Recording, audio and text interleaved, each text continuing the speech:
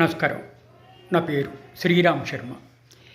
ఎవరి మీదైనా సరే ఒక క్రిమినల్ కేసు ఫైల్ చేశాక ఆ క్రిమినల్ కేసులో సదరు వ్యక్తి పోలీస్ స్టేషన్లో కానీ జ్యుడిషియల్ రిమాండ్ అంటే జైల్లో కానీ ఉన్నప్పుడు దురదృష్టవశాత్తు వేరే కేసు ఫైల్ చేస్తే ఆ కేసులో యాంటిసిపేటరీ బెయిల్ ఫైల్ చేయొచ్చా లోపలుండి కూడా? ఇదే విషయాన్ని గౌరవ సుప్రీంకోర్టు ఇద్దరు జడ్జిల ధర్మాసనం justice JB Pardiwala, justice Manoj Mishra వివరణ ఇచ్చారు. కరెక్టే. ఈ కేసులో ఒక వ్యక్తి ఆల్రెడీ ఫేస్ చేస్తున్నాడు క్రిమినల్ ఛార్జెస్. అతను జ్యుడిషియల్ రిమాండ్లో ఉన్నాడు. అందులో బెయిల్ అప్లై చేశాడు, వచ్చింది.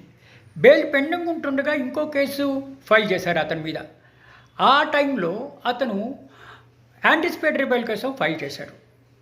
ఇందులో అండం ఏంటంటే, ఇట్లా ఒక కేసులో జ్యుడిషియల్ రిమాండ్లో ఉన్నంత మాత్రాన రెండో కేసులో యాంటిసిపేటరీ బెయిల్ ఫైల్ చేయకుండా ఎక్కడ కూడా రూల్ లేదు.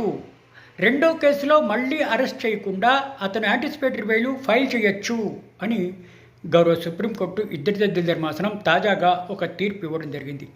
దీని ద్వారా మనకి తెలిసేదేంటి, ఎవరిపైనైనా సరే ఒక కేసు ఉండి అందులో ఆయన జైల్లో ఉన్నప్పుడు, జ్యుడిషియల్ రిమాండ్లో ఉన్నప్పుడు, బెయిల్ ప్రాసెసింగ్ అవుతున్నప్పుడు వేరే క్రిమినల్ కేసు పెండింగ్ ఉంటే దాంట్లో బయటకు వచ్చాక అరెస్ట్ చేస్తారనే భయంతో ఉన్నప్పుడు యాంటిసిపేటరీ బెయిల్ ఫైల్ చేసి తీసుకోవచ్చు అని ఈ తీర్పు ద్వారా మనకి తెలుస్తోంది.